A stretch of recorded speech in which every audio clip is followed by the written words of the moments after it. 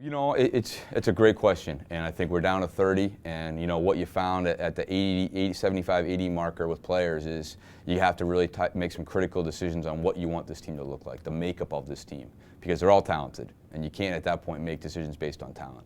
So you really have to in these training camps, and you have to with your coaching staff decide what's the personality of this team going to look like, you know, and then you start to think about the mission, you know, and the mission is to go across an international border and compete against the largest pool we've ever seen at the World Games, maybe the most competitive pool we've ever faced, and come home with a championship, you know, and I think when we talk about that and we really look at what is it going to take in a very short period with only a couple camps and then this grind of 8 or 9 days of competition, that starts to then narrow you down to young men that have that high acumen, that are very coachable, that are we not me kind of guys, that even as talented as some men are, you don't have that 3 or 4 months to shape a relationship to then go up there, you know. So I think for us, those are some intangibles that we've talked about in addition to obviously the obvious needs, whether it be face-off, goaltending, defense, attack. And I think U.S. is in a unique position. I think our depth, quite frankly, is better than anyone in the world, you know. But when it comes down to 23,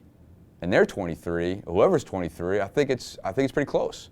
And I think that we all understand that that's changed dramatically over the last 8 years and almost across the board. So for us, maybe more so than anyone, the decisions that we make right now, you can lose a world championship in February, you know, if you're not careful. And I think that's what I'm really focused on right now is making these last tough decisions and then really starting to shift gears into preparing this team for July. Yeah, I mean, I think each training camp that we've had has had a little bit different objective. You mentioned Homewood. You know, the first camp was kind of getting that 100 down to 50 and really just setting the foundation of like, what does it mean to be a Team USA player? Camp 2 was, you know, the intensity ratcheted up. We started to install some things and started to kind of get a feel for guys' ability to absorb information. We had that first inter squad, which was very evenly matched.